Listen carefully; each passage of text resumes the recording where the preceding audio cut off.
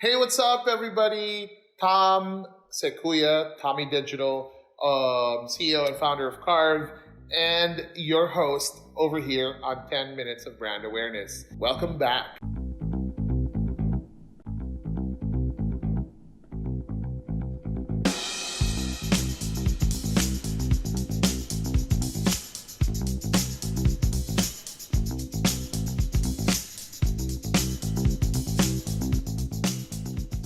All right, cool. Hey, everyone. Look, we talk about a lot of things on this show, and today we're going to talk about the difference of repositioning and rebranding.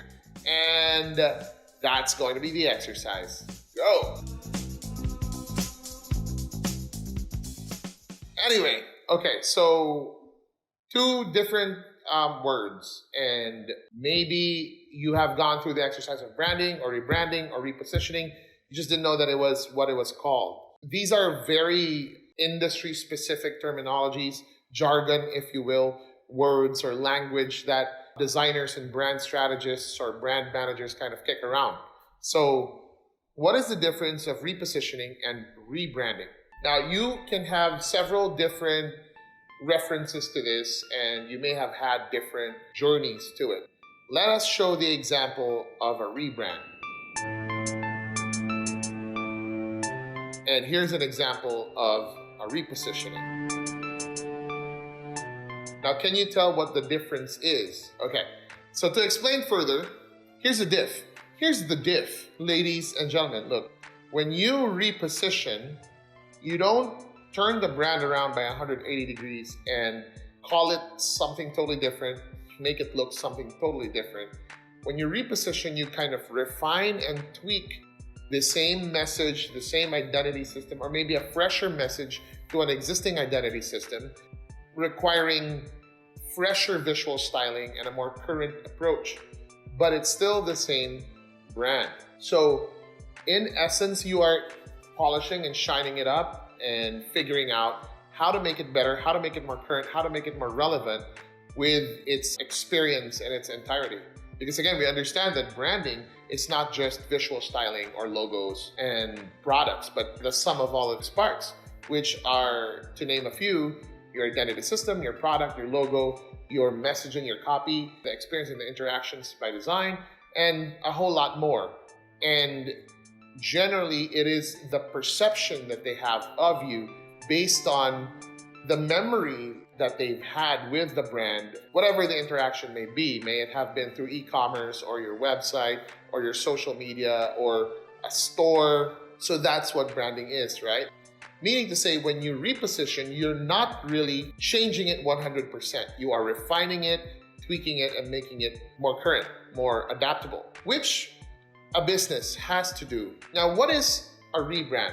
So first you brand and then you rebrand. Now, rebranding is an absolute kind of pivot. Now, these again are definitions and descriptions that I've found over time from different references. But it may very well be defined as the same thing for other people. It may very well be defined as two absolutely different things or kind of things that blur into each other.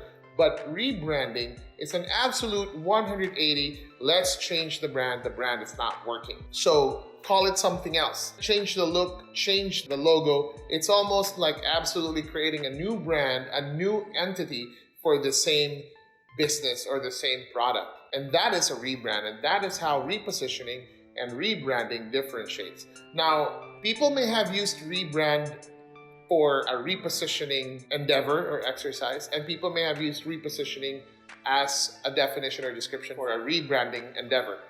That could have happened, and that's totally okay. This video is just an effort to differentiate and explain how two things could happen to a brand. Because ultimately, you will see this happen around you. Let's say the brands that have done this is our light and power company here in Davao City, which is currently owned by Aboitiz, so they had to align with that.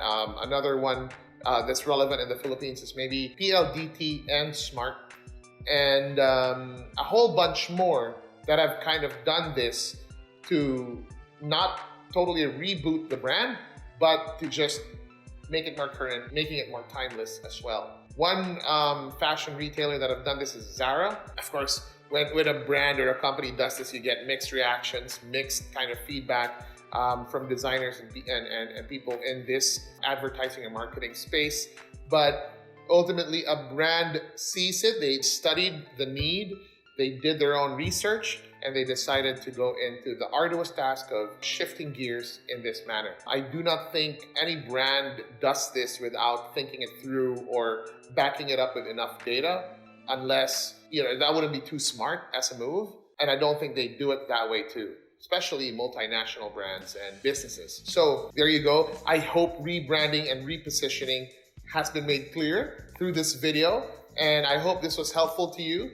Again, this has been Tommy on 10 minutes of brand awareness. See you on the next episode. Peace out.